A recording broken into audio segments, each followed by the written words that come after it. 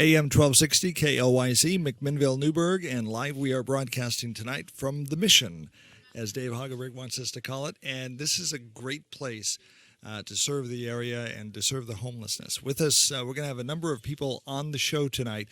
This is KLYC Town Hall, and this is the second program we've done in an ongoing series. And we want to take a look at issues that are affecting people of Yamhill County. We're going to be talking about everything from marijuana to economic development to Yamhillis Trail to the Riverbend landfill. Some of the things not everybody on the show will agree on, but we want to have as much as possible to have a civil dialogue. This is not going to be a fist fight on the air. We want to talk about the issues.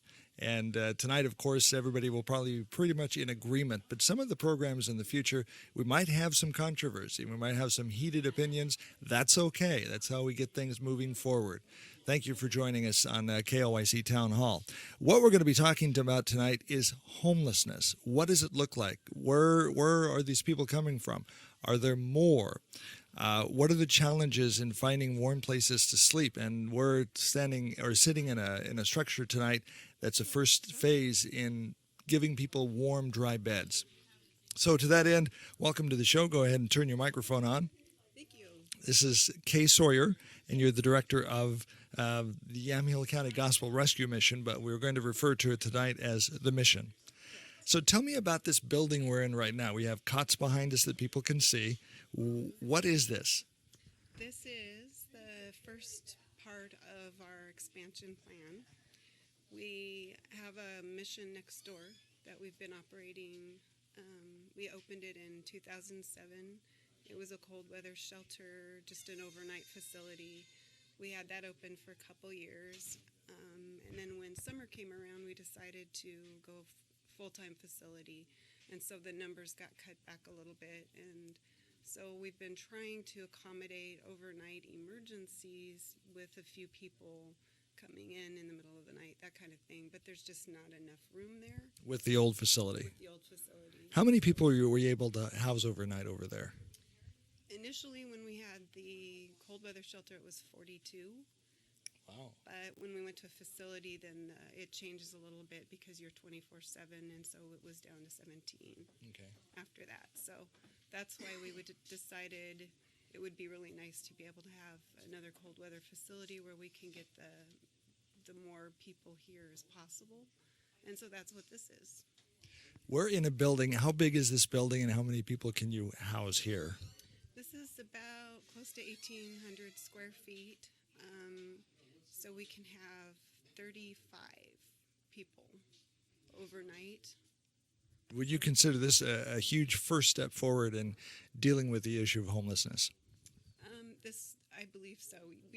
I was part of the task force that the city had put together initially for the housing and as well as emergency. And I was kind of like the first phase for that task force because that was the immediate need, is the people that are on the streets, people that need a place to stay warm and dry. And housing, of course, is an issue too. But my part was the first phase, and then that was this modular. And so it all coincided about the same time. And we were able to get this together before winter set in, which was wonderful. It was How long is Thanksgiving, actually. Oh, really? So it's just opened. It just opened. Yeah. How many people are staying here now? Last night, I believe we had 22, and we haven't really done a lot of advertising yet, so I'm assuming it's going to get increased. But there's quite a few people here. And there's another phase. If you go outside the building here, outside this modular, it looks like there's some ground prep work going on. What's the next phase? The next phase after this is a men's facility. Because right now we have both men, women, and children in our main facility. Which is the building next door? Next door. And that's, the facility means it's 24/7. And so we felt it's real difficult trying to manage that. And since the property was a good sized piece, we were able to actually have an area that we can build another facility for the men. And that should house 17. Okay, we'll talk about the funding with Dave here in just a little bit and what's going on. I know he's been very active in helping that phase and other phases of the project for you. Let's step back and take a broad look at the issue of homelessness. Are we seeing an increase in the number of homeless? Where are they coming from? Are they local folks? Are they coming from out of the area? Let's start taking a look at that. We have people from mainly local, but we also have people that come from outside the area. There's about 3 counties that surround us that don't have emergency housing, so a lot of times either they're referred here or they just end up here.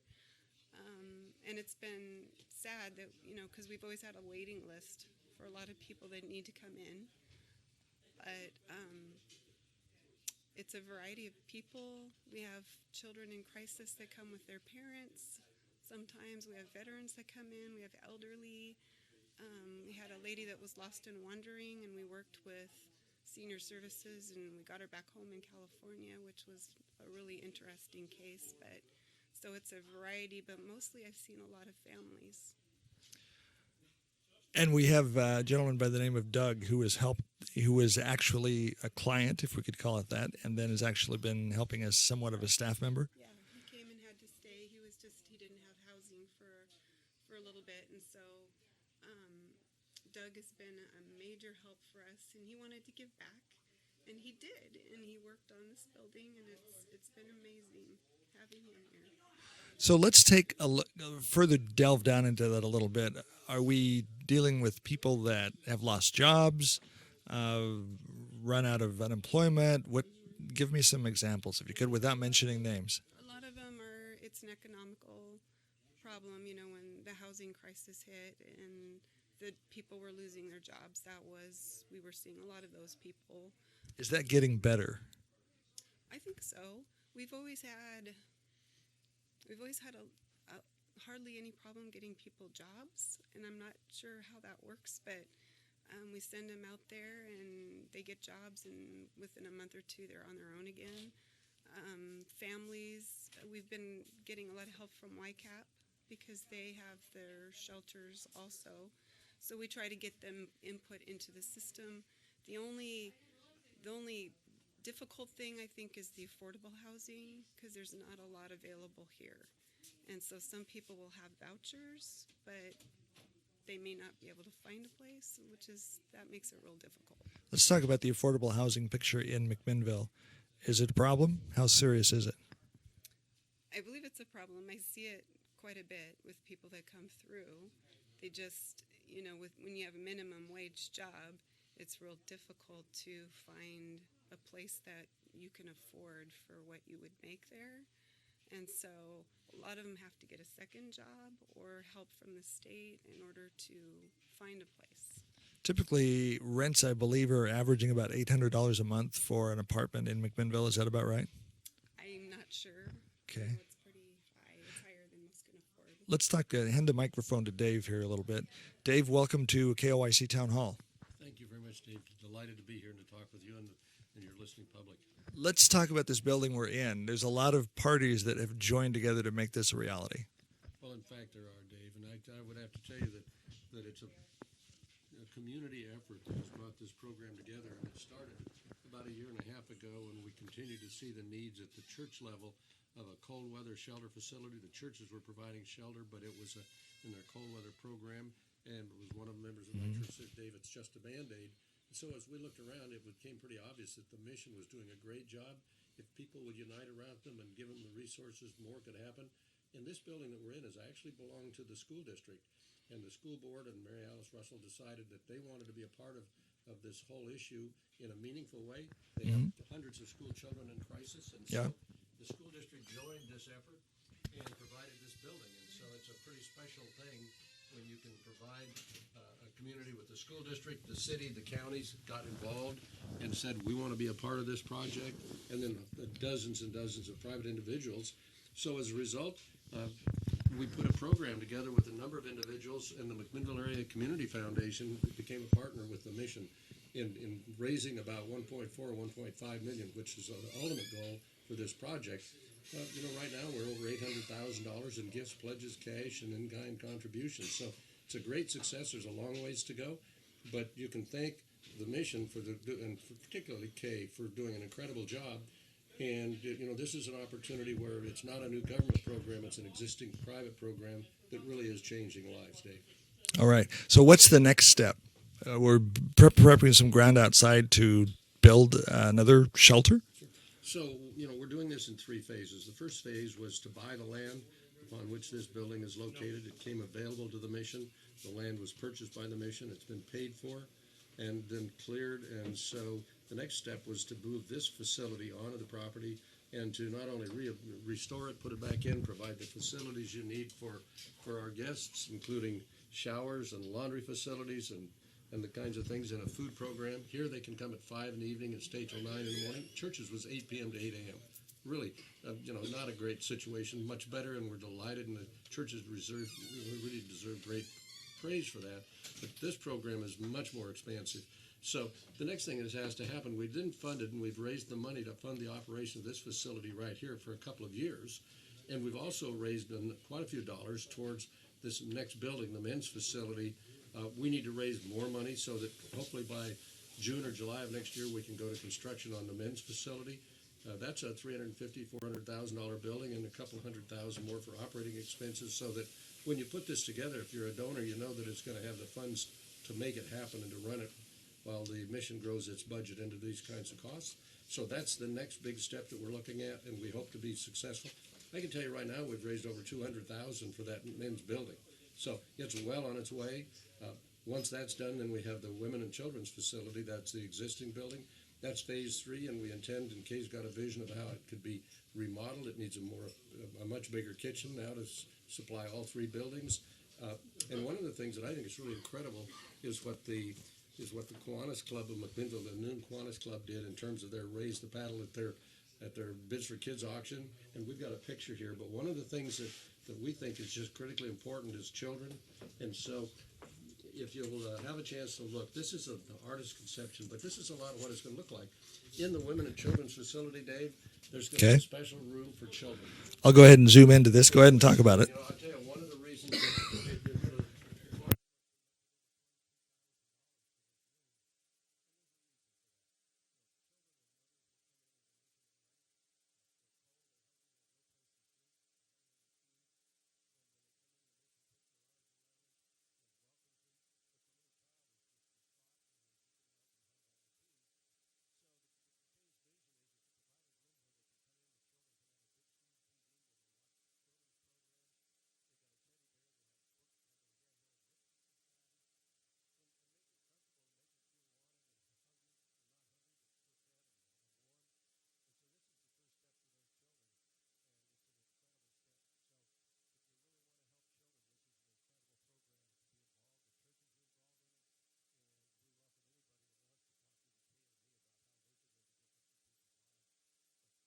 incredible room. All righty. What would you say to the critics, and just play the devil's advocate here for a little bit, who say that when you build facilities like this, you attract more homeless to the area? Well, Kay can talk about that in a moment too, but I've got a vision about that. And that may be true, David, but so that's not an excuse for saying to the people that are here, and 90 to 95% of the people are local people, and they have a crisis in their life. And am I going to tell them, we can't help you in your crisis because somebody from out in the area who also is in crisis? And since when did we do good things for people that are in crisis depend on where they're from?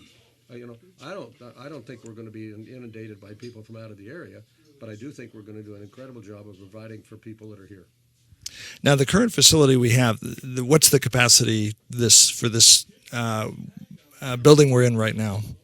I guess phase 1, 35 people, 35 individuals. and men, women. Dogs and cats Okay. and birds and ferrets. And Yeah, men, women, and children. can stay here in this facility. Correct. Yeah, What's so it's like an overflow from our facility, except just for overnight on a short stay. what's the operating cost of this phase here? I don't know yet. Oh, because it's just opened. Yeah, so it'll kind of be a trial and error. We're not going to be 24 hours, so it won't be as expensive as running the main facility, but I will be figuring that out. But so, Volunteers too. do you need volunteers? We definitely need volunteers to come in. Okay, you can set that down. our paid staff, because, when you get over 20 people here, you're going to need some help. But just for the busier hours. I did want to mention something before this is over. There is every year, they have a point in time count. The homeless count. The homeless count. So each county in the state does this, and I'm not sure if everyone's familiar with what that is. But Explain that a little bit. Each county has a designated agency that will coordinate volunteers to go out and either man certain stations in the county or actually go out into the county, city shelters, so they can get an accurate count on how many homeless we have on a given day. So anyone that is able to help with this, I encourage you to contact YCAP and let them know you can either partner with somebody at a assigned station, or you can go with some others out looking for people. But we're trying to get an accurate count on how many in the county. Last year, they counted 1,192 individuals, but they're pretty sure there were a lot more than just that, because it's hard to find everybody. So if anyone's interested, get a hold of YCAP, and they can set you up. And it's going to be January the 25th of next year. And do you think we'll see an increased count, an increased number of people? I think so. It is every year. It goes up. So driven by the economy, driven by what? Any various things. Yeah. So, it was, I think, 900 the year before. But you also have to keep in mind there's still several people out there that we don't locate, so you don't know for sure how many more there are. What would you say as you look in the camera and people are listening on the radio tonight, what would you say to the critics? Now, you heard me ask Dave, what would you say to folks that complain that this kind of thing draws the homeless to the area? So what would you say to those folks to motivate them to get involved and be part of the solution? Well, there are a ton of resources out there, especially in Yamhill County. I have been amazed at how many nonprofits we have working just on behalf of the homeless. And then there's several other connecting resources that are out there. So even if they came and we didn't have the room, we have referrals that we can give them that will get them where they need to be. Our spot here is just a short trip to, I just need to get a place to get my, ducks in a row, right, and find the resources and get out there and do what I need to do. And some people just need to get back to where they came from, or another family member. And so a lot of them is a very short stay, and that's what we're zoned for anyway. We're on a permit here. Sure. And so there's going to be a lot of revolving people anyway.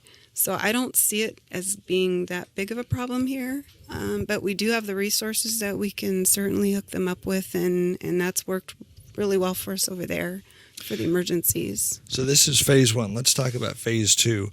What's the timeline for phase two? Phase two, we would like to probably start spring, summer of next year. 2017? Uh-huh. Okay. And then how long will it take to build? Well, we were going to start last year and have this place open. Sure. and it took us a lot longer than we were expecting. So I got to the point where I really didn't even want to give a date anymore, because there were some issues that came up here and there that I wasn't anticipating, and a lot of people weren't anticipating. So honestly, I would say a year minimum, just to be, I couldn't. You call that phase two? Phase two. And that is going to be, define that again, that's a multifamily facility, that's men's? That is a men's facility, and it will also have room for children. So if a man comes in and he's got a child or two children, there will be rooms for those to accommodate that. And Dave might have the answer for this. How much is that going to cost? Do you have the money in hand already, or is it kind of we're going to build it as we have the money? No, I think, Dave, we're going to build it when we know we have the money. We may not have all the cash, but we will have firm pledges to make that happen. In terms of dollars, we haven't gotten a final, construction plans and a bid on that yet. But we're estimating it's in the $350,000 range for the building. Then, of course, you got to put in the things that you need inside, beds and equipment and a lot of other things. And so that will happen. And as we do that, then we'll be also raising the money to operate it for a couple of years. So I'm hoping that we'll have enough money committed in the next few months that we can start doing the actual design and planning for that building. And then we'll see, it just depends on how the pledges shape up and to when we can actually start construction. But when we start construction, we'll know we have the money. We're not going to borrow from this part of the project and our operating funds for this to do that. So if you're investing your money, this is not one of those Ponzi games where everybody uses their money for the next thing and robs this project to do that. Okay. Once both facilities are built, what are we looking at for numbers of people you can serve? Kate? So once all three are operating, Sure. it would be 65. 65 Correct. people. And do you have a split there between men, women, and children, or can it kind of rotate depending on the need? This building here, it varies. So there's no set men, women, children in this building, but it's set at 35. So the women's facility is set at 17. So with women and children, that would be the number, and then the men would be the 13. We mentioned the need for volunteers. What do you need? You need volunteers. Obviously, you need money. Everybody could use some money. But what are you needing now? Are you needing toiletries? Are you needing blankets? Are you needing bedding? What do you need? Well, we do need help staffing. So the busy hours are generally when we open at 5. The bedtime is 10. So somewhere between 5 and 10, we have to get them dinner and that kind of thing. So there's some running back and forth at the moment until we get that squared away. In the mornings, it's probably from maybe 7 till 9 in the morning. That would be the busy time, trying to get people ready to go. So that's always going to be something that if anyone's interested in working shift work and working close with the guests, and wanting to help out that way, that we need that in the main facility as well, and we'll need it in the men's facility too. So that's always an ongoing option. We also have, people that like to cook. So if they want to come and volunteer to cook breakfast or a meal, that would be great, and they could work with our kitchen manager. There's just a myriad of different opportunities that to volunteer for, and we do need, obviously, toilet paper is probably the biggest thing we go through the most when you're talking supplies. What about food? And food's good. Okay, what kind of food? We work pretty close with the Oregon Food Bank, so we get a pretty good break on the cost on food, but the ones that are hard to come by are the meats and those types of food, but otherwise we do pretty well there. If it's the kind of thing where people just are going to the store and filling up if they can buy another steak or two and just drop it off here on the way home, are you open to that? Mm-hmm. Usually, turkeys or hams or something that can feed a lot. We go through a lot of hamburger and chicken. So pork, just any kind of meat would be wonderful. We do have a lot of fish, which is surprising to me that we have so much fish, but we do serve a lot of different meals, so it works out real well. Now we're going to bring Doug here in a minute and talk and get his story. So we talk about putting a face on homelessness. It's going to be nice to talk to somebody who's actually been there and gone through that. Is there anything that we want to make sure that we've talked about that we haven't yet discussed? I think that was pretty much. I just wanted to make sure that everybody was aware of the point-in-time count and Sure. And that we really could use whatever, any kind of talent somebody has, we could probably use it. Anything from carpenter to even baker. if you're a scrapbooker, because we have birthdays here. Sure. We have cards, that people can make for birthdays or different reasons. We have benefits. Any type of fundraising help is great too. Just there's so many different ways people can volunteer. And Dave. And Dave, let me share this with you. Lots of folks and sit there and say, okay, you've got people that are donating substantial amounts of money to this project, but I don't have a lot of money, but I really want to make a difference. I want to feel good about my life. And, at the end of the day, I want to say, I really made a difference in somebody's life, and I don't have the financial resources. One of the critical things that they can do when they come here and they work as a volunteer, particularly in this facility, is that's money we don't spend to hire somebody to do that work. So just because you don't personally have resources, come here and work a few nights a month, and that makes a huge difference in our operating expenditures, and that really does amount to money. So you want to make a big gift, come here. At the end of the day, your life will be enriched, and you'll feel much better about what you've done for somebody else. So even though you can't write $1,000 check, you can come here and work a couple hours. You can make $1,000 contribution by just being here as a volunteer in hours. It's incredible. So, I just to encourage anybody out there that says, it's a time in my life that I want to do something for somebody else, and this is an extraordinary opportunity here at the Mission to do exactly that. Give your elevator speech on why people should donate to the cause, either operations, building the next phase. Tell people why they need to donate money. Well, let me just give you an example. Sure. My wife and I have been looking at this whole homeless issue for some time.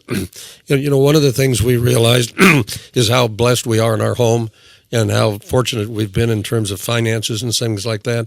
And then we look at those people who, for many reasons, a husband and wife, the husband dies, they're on Social Security, a child in crisis, a veteran in crisis. And for them to not have a place to sleep under the portico at a church in the cold and the rain when it's 37 degrees and nowhere to go, you know what? We as a community, we can do better. And, we watch what happens in all these communities around us. They continue to talk. And we in McMinnville decided we're not going to talk anymore. We're going to make a difference. And we're going to do these things in a way that's warm and compassionate. And so, when you spend a lifetime accumulating some money, wouldn't you like to think that when it's all said and done, that you did something with that money that really mattered and left a lasting mark on people other than yourself, other than one more trip to Hawaii for your children or another car? And so I think that's why this is about. And I'd ask all those people out there that say, why would I want to give? I'd say, you know what, make a difference with your life. And this is another way you can come here and work as a volunteer, or you can provide the resources and then come down here and say, when I invested X number of dollars in this facility, and I come and I see what's happening, and I come and see the lives that have changed, and not just about feeding and keeping them warm, but what the Mission does to provide a foundation for these people, for their lives and a faith and work programs. You will be incredibly impressed with how good it is and how it makes a difference in your own life. Speaking of 37 degrees, it's supposed to be 37 degrees tomorrow night. And one of the things the church did in their program was that they were open from 32 degrees and colder, 33 or 4 if it was raining and blowing wind for a few days. The Mission can stay open when it's 45 and below under the city permit. And I just ask any of you, how would you like to spend a night out when it's blowing and raining an inch at 40 degrees or 42 degrees?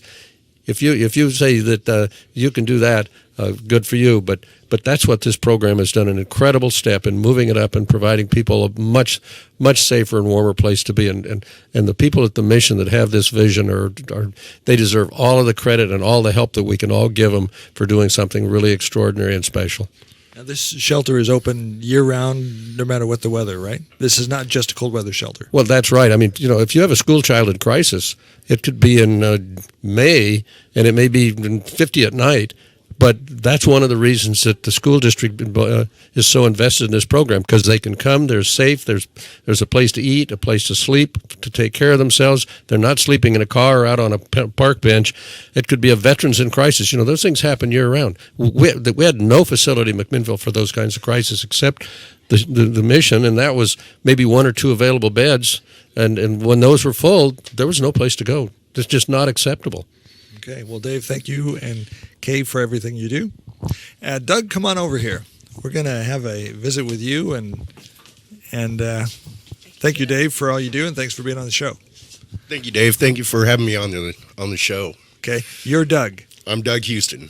Okay, tell me your story. Now, you were a client. You were homeless. I was. Tell us what happened. So ultimately, just going through economic downturn, losing some jobs that I had, it was really difficult at a point in time. And so I ended up losing a job the first time. I was actually a I stayed at the shelter twice and lost my job in Sheridan, and rent was due. So I packed my bags. I came out. I met Kay. God bless her. And second time, I was working out at Riverbend Landfill Waste Management. Lost my job again. I ended up in Washington, staying with some family, learning the family business, and I ended up coming back here. And once again, my living situation that I had arranged fell through. So once again, thank God with Kay, she let me come back in. And so since then, I've gotten work. I've been working with the mission, getting this facility up and running, which is just a beautiful facility. She hasn't held back at all on. Okay, if people want to come and take a look at this, they're welcome to come in and check it out, right? It's closed during the day. Okay. So they would just have to contact the mission as if they wanted to come during the daytime, and then we could set up an appointment to give a tour. I'd be happy to. Okay. One of the other things I forgot to mention was the city indicated that one of the other conditions for this building could be childcare. And we have a lot of guests that have children that have to do a lot of different things during the day and the evening. So they either have to go to court or classes or just various things, and they have to take their children everywhere. And we don't really have childcare at the mission.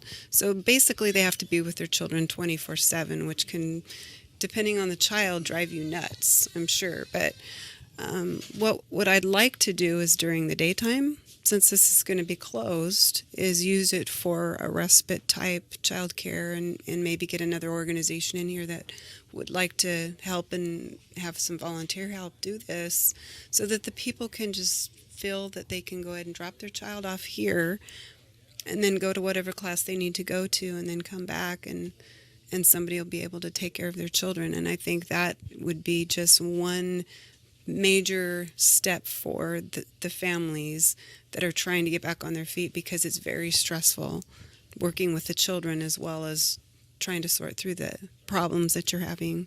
Let's talk about logistics. What hours would you need to staff, and how many volunteers would you need? So we close here at 9. Okay. So it would be from 9 a.m. until 5 p.m.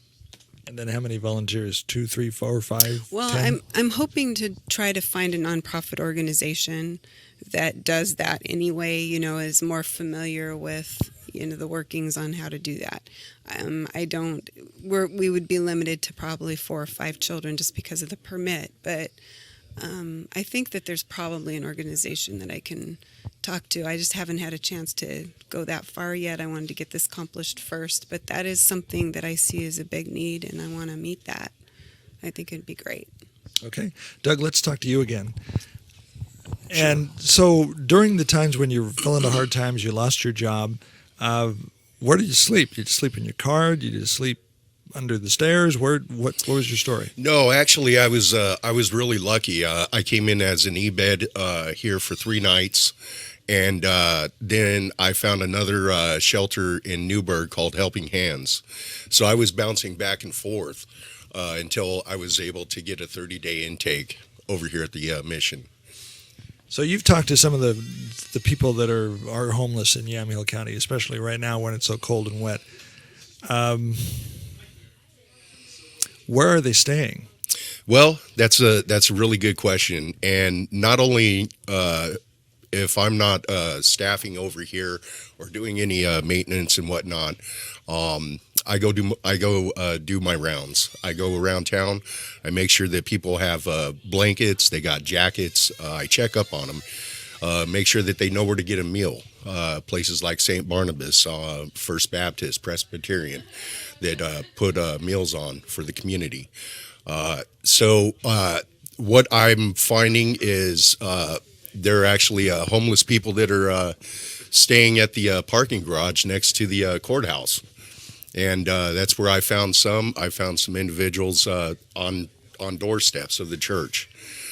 True Vine. We've got some guests here tonight that have been sleeping on the doorsteps of True Vine Church. And I almost hate to ask that question because I don't want to Yeah, and get them in trouble. Oh no worries. But we also need to know what's going on with these folks. Right, and the thing is, what I'm finding is the local authorities, they're wanting to, when they find them within public places, they don't really want them staying there, and so they have to continue to move on, from day to day, and people in cars, parked on the side of the streets.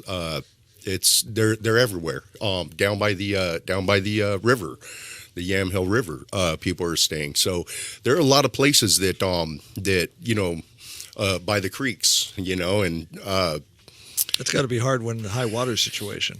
we had an issue last Thursday on Thanksgiving where some guests that are currently staying here, their camps swept away by water.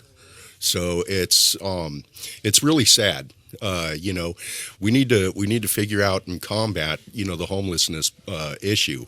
Have more affordable housing, better jobs, higher wage jobs. Get them within the system and back on their feet, so they don't have to be staying out in the elements like this. So, my next question was, okay, how do we fix this? Get them jobs, more affordable housing. Yeah, once again, more affordable housing. How important is the housing component? How important is it for them to have? Now, this might seem like a simple question, but let's talk about it for a little bit. Well, how important is it for them to have a place to stay? Very important. It's called stability. That's number one.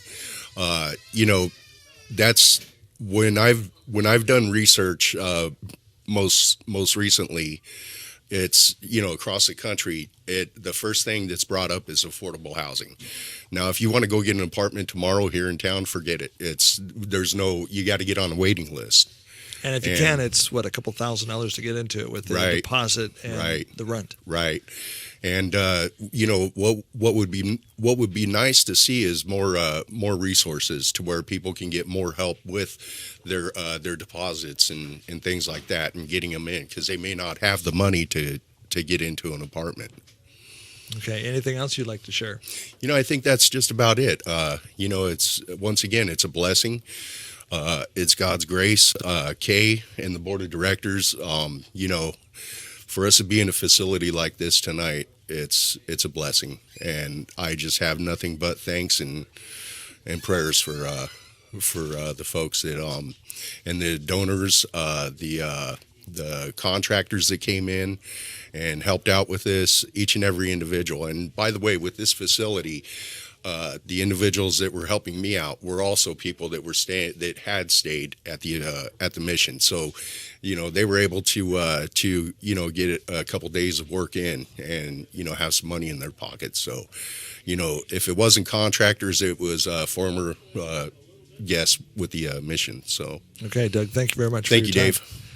Okay, as we close out this program, and Dave, come on over here. Closing thoughts. What do we need to visit about what we haven't talked about yet? And your microphone's on, right? Dave, is the on switch on? First yeah, let me just say that not everybody knows where the mission is located. Okay. And it's on 14th Street between Logan and Macy. If you were going west on 14th, it's before you get to the railroad tracks. It's going to be on your right. And so I would encourage everybody to come by and see what it looks like, what's happening, and just to have a vision of what it can be and how we can make a difference in lives. Dave, I wanted to follow up. You're talking about folks that might want to make a contribution and maybe can't write a big check. Think about it. It would cost us about $15 an hour for somebody to work counting overhead. And if you came in on a night and you worked from 5 till 10 p.m., 5 hours, that's just saved us $75.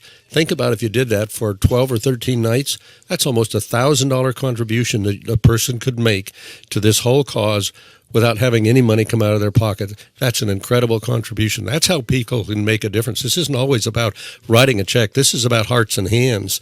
And so I would encourage people, but Kay ought to talk a little bit about just how you get a hold of the mission, the location, the address, so that, there are a lot of people that every time they have something extra, whether food or whatever, that it's become a part of their life to say, I wonder if the mission can use it, and here's the phone number, and here's how I get it to them, and it's pretty incredible. I mean, Thanksgiving, when people elsewhere have a big meal and have food left, you know where they go? it becomes a way of life. It comes to the mission. It's like taking cans of food to YCAP. And the mission and homelessness needs to be a household word for everybody. Kay, how do they get in touch with you? So, like I said, we're closed to the shelter during the day. So most of the time, just coming in the main facility, if you're going to drop something off, that would be the best solution for now. And our main facility is on 14th Street, right near Logan. And our driveway is on 14th Street, even though we have a Logan Street address. When coming to the shelter for the homeless, if they can come in off of the 14th Street side, and that'll keep them from the back neighborhood area, and then they can come through the Mission property and get to the shelter that way on foot. If they're driving, the only way to get to the parking lot at the shelter is to turn onto Logan off of 14th and then onto 13th. And then 13th eventually dead ends to where the modular's at. So that's where the vehicles would need to be parked. If you had to map it, it's 1315 Northeast Macy is the address of the shelter. Kay, why do you do this? It's a lot of time, a lot of blood, sweat, and tears, as they say. Why do you do this? I don't know.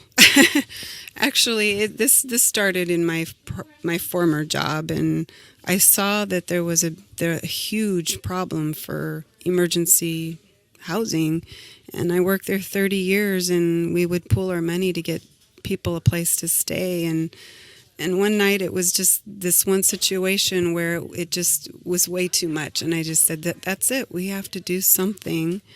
And but I didn't see any point in doing it without God, and I decided I'm not in it unless God's in it, and that's why it's the Gospel Rescue Mission. And you can tell God's been in it because we wouldn't be sitting here today. I mean, it's a lot of work and it takes a lot of time, and I have been dedicated to making sure it works because I've seen it in the people. It's the relationships, getting to know the people and the support system. To me, if we can just help one person, it was all worth it.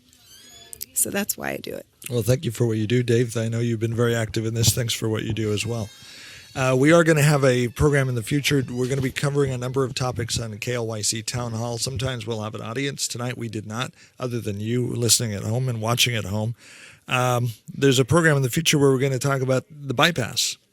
And we're going to probably have to reschedule that until after the first of the year because we've got a program we're going to be doing in the Willamina area. The city council is going to be having a work session that's open to the public. They're having kind of a quasi-town hall. They're going to be talking about rewriting the city charter a little bit and upgrading it, and then also getting public input on economic development. And we're going to be broadcasting that live on the radio, streaming it live with video on a KLYC Town Hall program. But after the first of the year, we want to have you on and talk about the bypass. And everybody who drives through, go ahead and take the microphone. Everybody who drives through Dundee at 4:45 is thinking, man, I'll be glad when that bypass is built. So, Dave, love to have that conversation with you. And as you know, when you drive through there, incredible things are happening on a huge construction project. We'll have a good time in that conversation. Yeah, you can actually see the overpass. Well, and, Dave, one of the things we'll talk about with the map, one of the bridges in that facility is a half a mile long, to give you an idea of the incredible magnitude of that project and why it's taking the time it is. But it'll be a fun discussion. Are you going to be the first person to drive over it? You almost deserve it because you've been working on it for 25 years. Well, I don't know who the first. Actually, it's one of those things you kid yourself a little. They're already driving up and down on it in terms of construction and people. Sure. But there'll be an opening sometime next fall and probably in October, a big event, and lots of people are going to get a chance to drive over that facility, and so it'll be just a great time. So after listen for the date, we'll have that program on the air. Tomorrow night, we're going to be talking about the YOUP program. I believe that's how you pronounce it, the Youth Opportunities Program, how they're putting young people to work and trying to keep them to work. So that's we have one tonight and one again tomorrow night right here on KLYC AM 1260 and online on KLYC Radio on Facebook and KLYC.us on our website. We are endeavoring to use the internet as much as possible. There's just so many technology has given us a great opportunity to give you news, information, entertainment. You're going to hear us on KLYC say that things like we're more than just radio. And we're going to be bringing a lot of that new technology to the table and packaging up as KLYC. We will continue to have AM 1260 as a radio station, but we're definitely going to be adding to it and just making it part of the package, because you're getting your news and information and entertainment from a lot of sources, and we're going to be part of the mix. So when we first put it on the air, we said back and Mac and here to stay. We're definitely going to be here. The radio station component is very important for a disaster preparedness. If we have a major event like an earthquake and the internet goes down, you've got to be able to get your news and information from someplace, and it's probably going to be the good old-fashioned radio station. And so that is a vital component, if for no other reason, to get you news and information when everything else doesn't work. So there's a lot going on behind the scenes. We've done some software upgrades recently. I apologize. You probably heard some of the guffaws on the air as we've worked on some upgrades. We won't tell you the programs for security reasons, but you might know them. And just suffice that. Thank you for supporting the radio station. Thanks for being on KLYC Town Hall tonight. Thank you very much. It's been a great pleasure, and it's a wonderful opportunity to have people share in something really special, and to get a chance to meet Kay Sawyer, who really is the Florence Nightingale that's making this all happen. So we all, and the whole community owes Kay a lot, and she's not going to, she doesn't like all that publicity, but that's why the community got together, and a lot of people, because they have a vision and not only the mission, but what she's doing and her commitment to the people that are less fortunate than so many of us. So, Kay, thank you for all you do. Dave, as well, all the volunteers here. If you are involved in it, or any of the other myriad of great outreaches here in Yamhill County, thanks for what you do. AM 1260 KLYC. If you want to see this again, you can go to the places I've so mentioned, and you can watch the program again. Coming up at 7 o'clock, we have who do we have? We have Wolfman Jack. But right now we've got Christmas music. Andy Williams, how appropriate. I'll be home for Christmas on the cruise.